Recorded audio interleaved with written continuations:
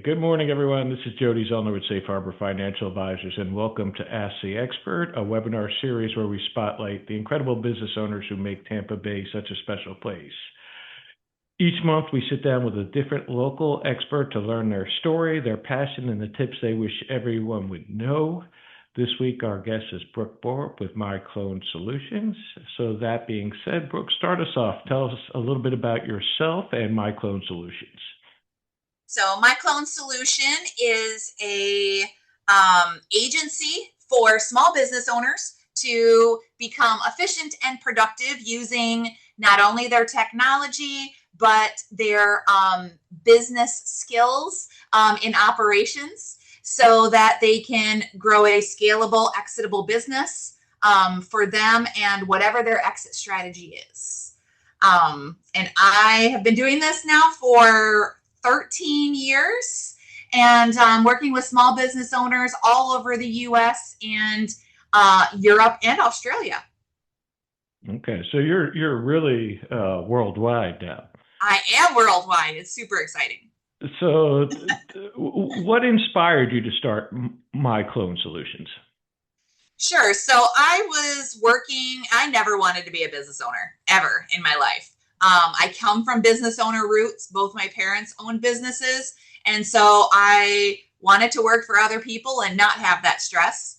And after about 15 years of working in retail and hospitality, I realized that being an employee is a completely different kind of stress because I have too big of a mouth and too many opinions to be able to play the politics that corporate America requires. And I got in trouble too much. And I needed to make a difference in this world for people who actually cared and not for other people who were just getting a paycheck from the company they were employed by too. So that's why in 2014, I fired corporate America and decided to go out on my own and make a difference for people who are making a difference in our world as small business owners. So with that, what are some of the ways you help small business owners? Sure. So my business started out as a virtual assistant business. When I would go networking, people were like, VA, what's a VA? Is that Veterans Affairs? And then the name of my company is MyClone Solution. And they're like, what are you cloning, sheep? And I'm like, this was only 12 years ago. But those were the things that I got asked networking all the time. And so I had to teach the local business owners here in Tampa what virtual assistants were, what they could do. And I spent a lot of time educating people on automation. I will tell you, Jody, my first year in business, I replaced my corporate salary with one thing: teaching people how to scan a business card with their phone and send out one automated email. Because no one knew that you could send an email before you left the networking event. Wow. Right? And so I taught people that, and that led us into CRM systems. It led us into, well, what else can you do? And I have been all things to all people operations for the last 13 years based on the one thing that people are having trouble with or having the one thing that they have an issue with today. In some cases, that's I need a website. In other cases, it's I need more time. In other cases, the whole world is burning down and I need to go in and fix things. So that is really where all of this stems from. And now I call myself an implementation specialist or an implementation coach because I am coaching every day on if this is your goal, this is what the technology we're going to use to get there. And let me set it up for you and teach you how to use it so that you can build a scalable, exitable business. It sounds a lot like a time management coach as well. Oh, there's a lot of things. There's all the things.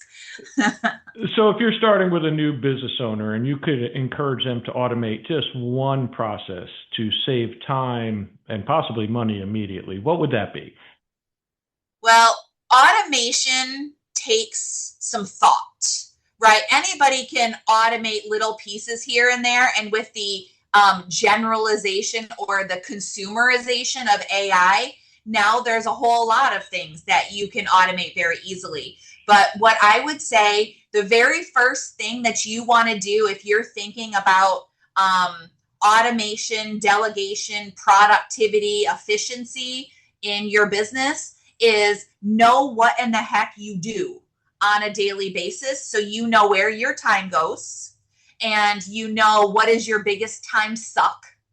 And then talk to someone like me who can help you take those biggest factors or biggest time suck factors and put them into automation. Because even 12 years ago, I used to say I can automate or delegate 80% of what you are doing every day in your business.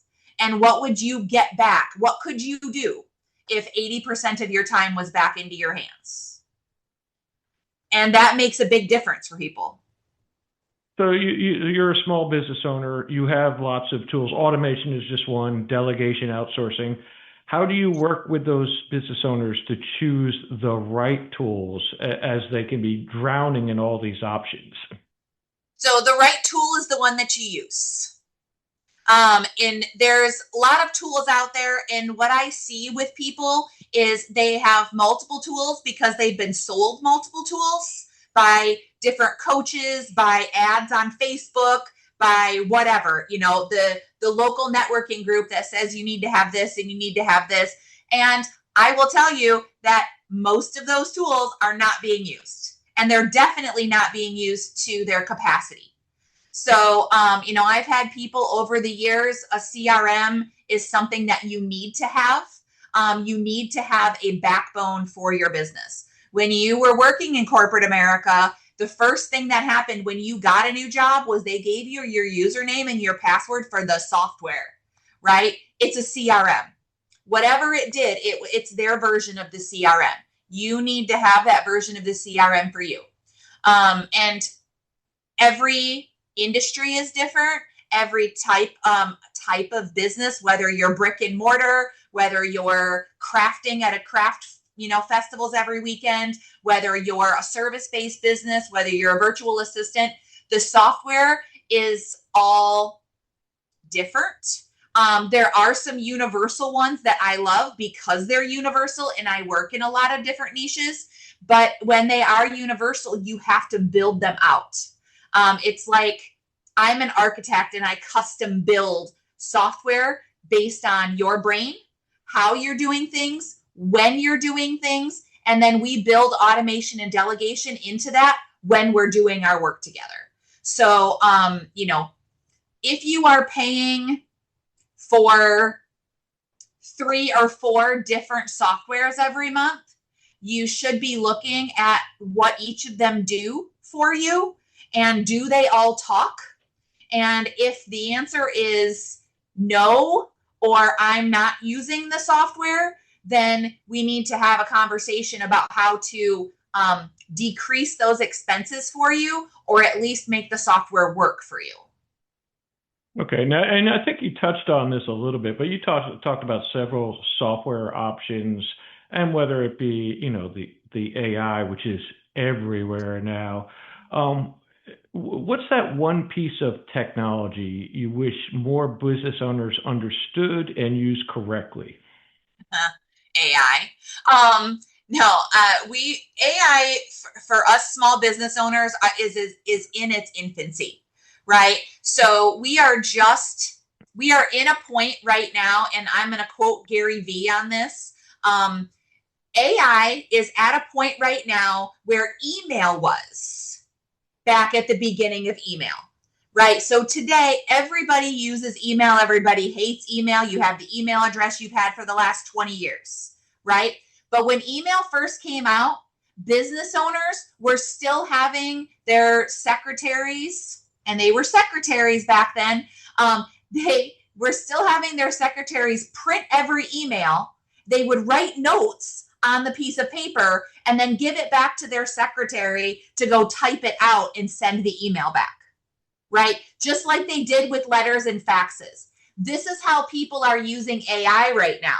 They're using AI like Google, where if you just learned a little bit about how AI actually works, you could be in the top 2% of users.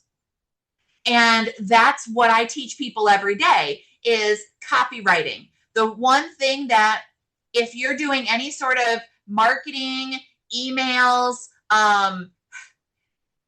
any sort of letters, or I'm not going to say legal documents because legal documents should not be done by AI. However, if you are doing any sort of writing in any capacity, you should have a trained AI that you go to for everything of one type of writing.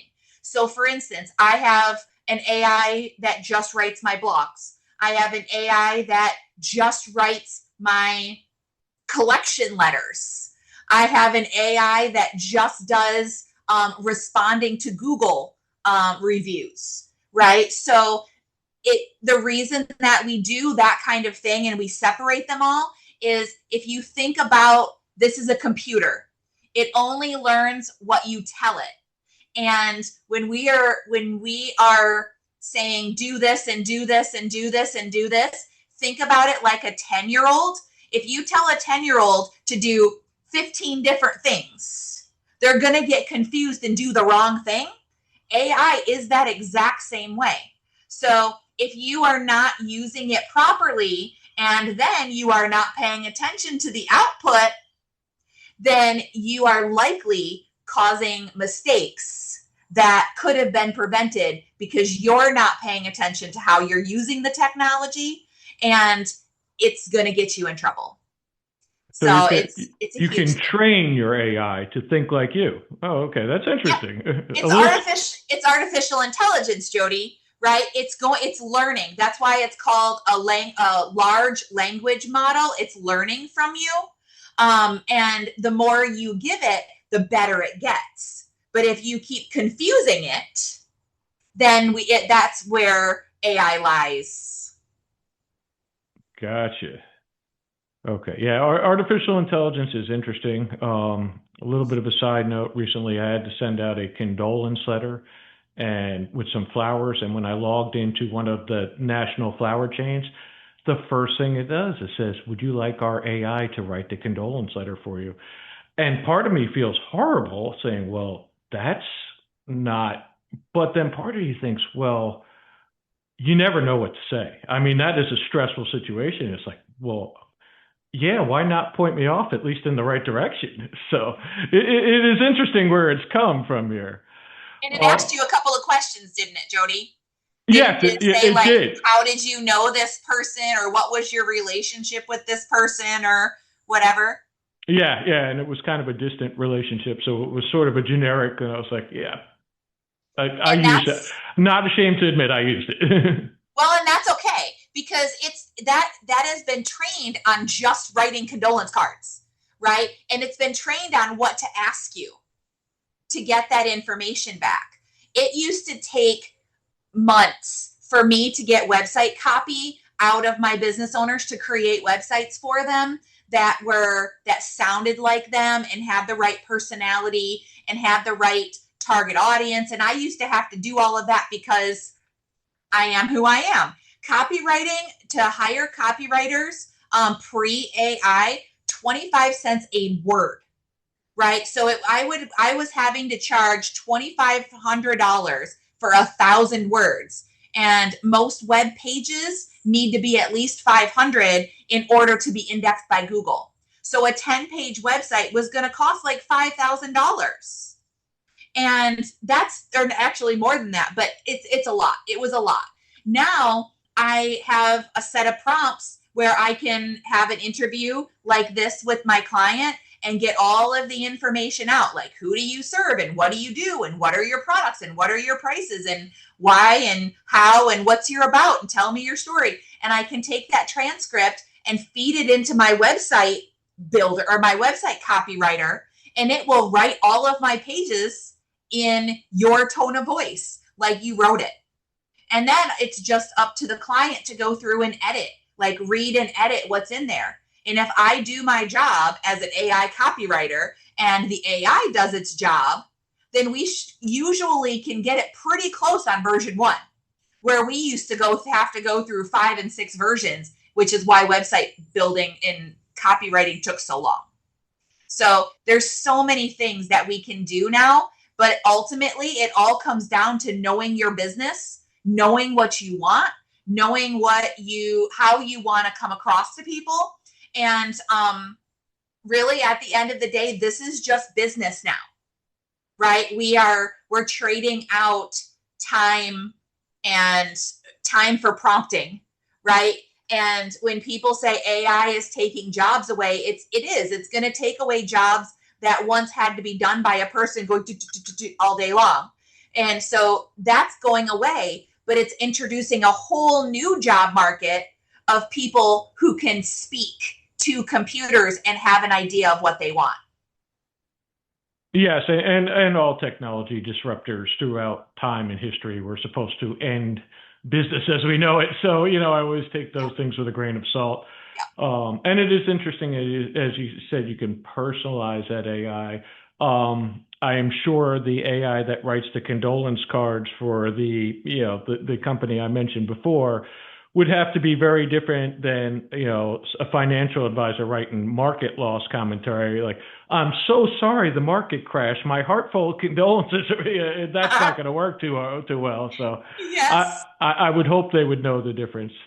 So you've mentioned very broad stuff. Can you give me a specific example of a success story without revealing too much information where a client just came to you, whether it be they wanted to grow their business or time management, and you said, hey, I was able to do this, and this, and these were the results?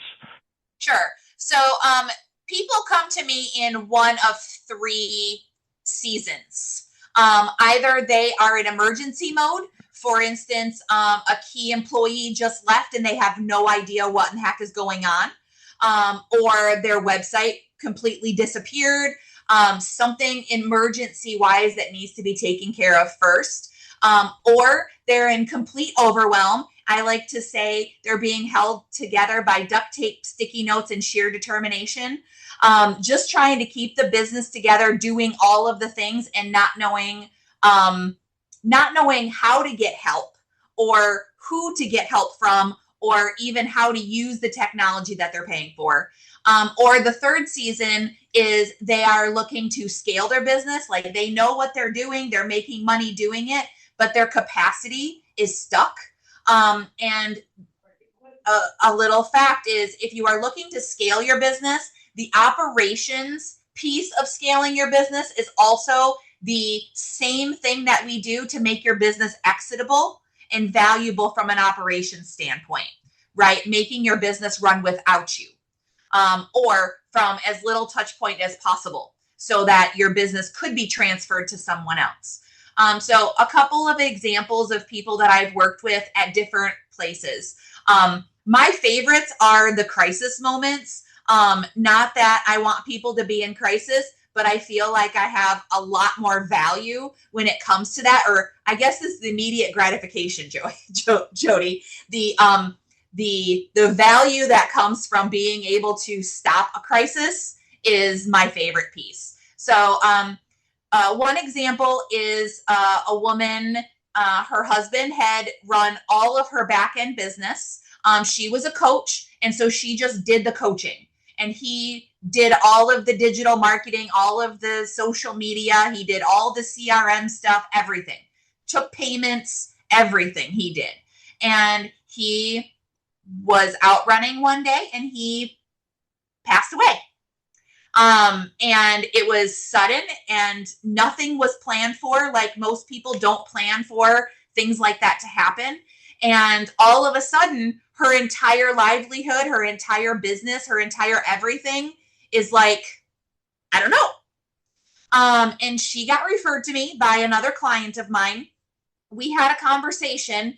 And in that first conversation, I found out that her tech stack, the amount of software she was paying for a month, was north of $3,000 a month.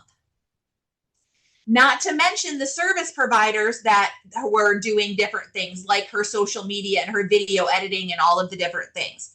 So I came in, I did an audit with her, and we were able to take that $3,000 a month bill that was just software related, and for about $5,000, we consolidated that $3,000 a month into less than $500 a month with all of the exact same features, and they were talking to each other, and they were consolidated, and she learned to use them.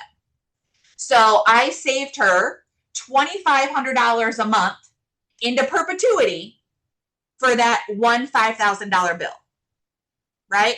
So instant, like I say, instant gratification, because within 3 months, she could run her business in her own software and know how to do all of the things that she had not done for the previous 20 years. And she had the peace of mind that she had support to do all of that. Another example is more recent, where a family business, the son had been in the business and just left the business, leaving dad, who is much older, to run both businesses that they were doing together, and trying to figure out what dad really wants in his business and his life, because he doesn't want to run a business. He wants to do his thing. He wants to make his product, and the business is what is holding him back from being able to do that and be happy in life, because the business needs money to run and all of the different things that the son was taking care of. Well, now we need to streamline all of that. We need to cut expenses. We need to make everything better so that the business itself could be run from an operations standpoint in an hour or two a day by somebody like me. So what I'll do is I will help him get streamlined and in place so he knows what's going on. And then eventually I will hire somebody for him and teach them what they need to be doing in this virtual role, to help him run this business until the day he decides he can't or doesn't want to run the business anymore. Sort of like an outsourced CEO. Yeah, kind of. Well, and it's not even that. I mean, really what he needs is an administrative person that can stay on top of the business so that he can go produce. Gotcha. And really but he doesn't know what that role even is, because he hasn't done it. And now that he has to do it, he's running all over the place, and he can't do what he needs to do to produce what the business actually sells. So, so it's a little bit of coaching. It's a little bit of hand holding. It's a little bit of talking off the ledge. It is a lot of technology change. And my average client is 50 to 70. And so technology is always the factor that people are talking about. Like, I'm not tech savvy. I don't like technology. I didn't grow up in this. You make this look so easy. And I'm like, yes, I understand that I make it look easy, but this is the world that we're in, that if you're going to do business, you have to at least know what you need to do. I don't need to teach you all the nuances of everything the software does. I just need to teach you how to use it for you. And then ultimately we get somebody in there that can help run the business. Just this year, I've had 2 clients pass away, leaving spouses with businesses that they know nothing about, other than what they heard at the dinner table every night. And so, getting in and, working with the accountant to do the final tax return, closing down these businesses and or trying to figure out how to sell these businesses if they're worth something, if it's been set up that way to sell, all of the things that come with making sure that the legacy is not tarnished just because the person isn't here, and that it relieves some of that stress from the spouse when they are having to deal with everything else too. So there's a lot of things to consider with business, and business operations is really the heart and soul and the backbone of everything you're doing every day. You can't have marketing and sales without operations. You can't have a lifetime value client without having a process for that. And ultimately, that's what businesses run on, is clients that come back over and over and over again, or refer their friends and colleagues to you to use that service as well. Now, you mentioned sort of working with the business owners, giving up some of this responsibility. I know business owners can be very possessive. We've talked about this before. I used to handwrite all my birthday cards and notes, and people would say, Jody, you're never going to be able to do that for them. Oh, no, that's why people use me. And eventually I had to give that up, and I realized it didn't make a bit of difference in the way the world looked at me or my business. How do you get them to stop being so possessive about their business? That's where that coaching comes in, or that talking off a ledge, because ultimately at the end of the day, you need to use your time for the things that are going to make money and make a difference, right? And until you try to give something up, and it doesn't, we do it one day at a time. I don't like it to be a fire hose, right? I don't want you to be drinking from a fire hose when I work with you. But sometimes, especially in crisis mode, that has to happen just for a little while to get over the hump. And then we always start these conversations with, ultimately, what do you want? What do you want your business to do for you? What do you want to do in your business? And we have to start taking things off piece by piece. And when I say piece by piece, it's, okay, so Jody, somebody else is going to write your cards, and we're going to try this for a little while, right? Or let's just try this service for a month and see what happens. Let's see if you get the same response. Let's see if your business goes up or down. And when they realize that it doesn't make any difference of that one thing, then it's like, okay, well, that was nice. I just took that off my plate. And now we can go on to the next thing.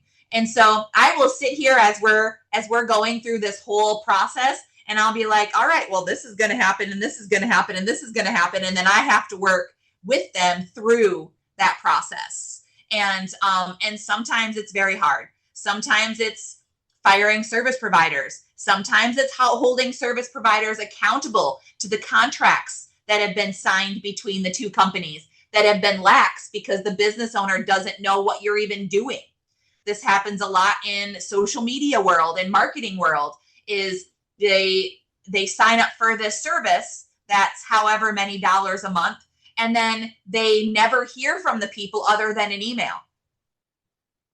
Cool, but what am I getting for my money? What is it actually doing? Is there any reports coming? Do I even know how to read those reports? Right? So there's a lot of these things that we need to start with in pieces to teach these business owners how to be better business owners so that they can run their business versus it running them. And so many people are being chased by their business, right? That overwhelm, that duct tape and sticky notes world. And we all think it's normal. And it's not normal.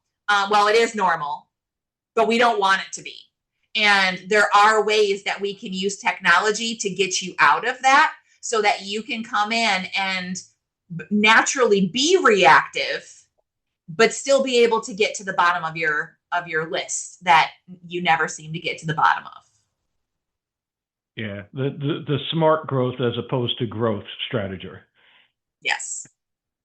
Okay, so you've mentioned AI a few times, and it's changing so quick. And even I admit, there's stuff I use it for, and then there's stuff I just don't know how to use it for. So how do you see AI changing the way small business owners operate in the next few years?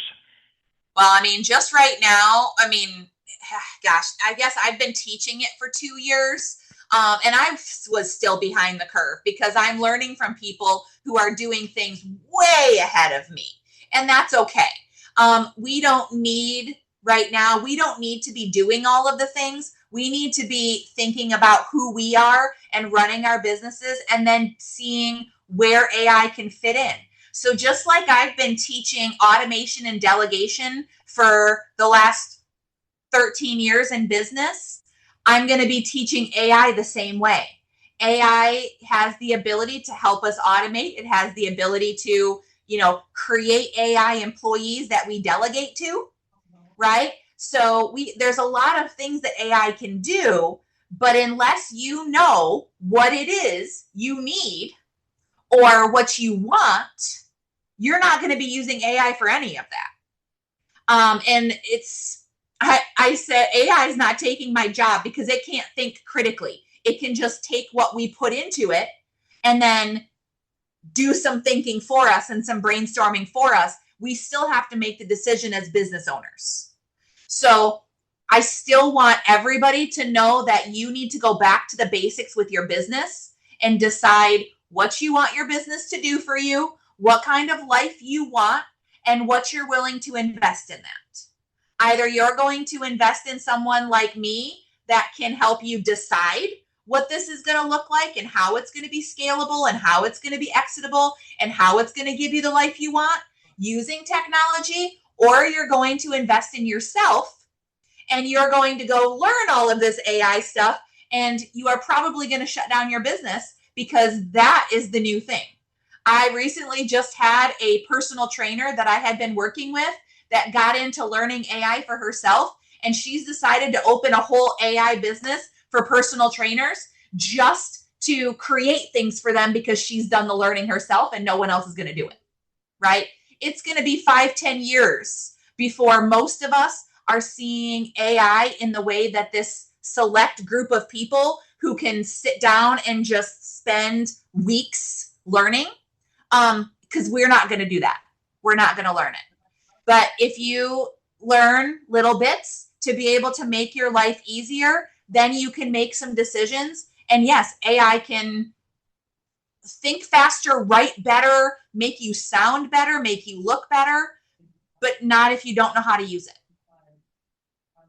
Well, if it can make me look better, I'm all in.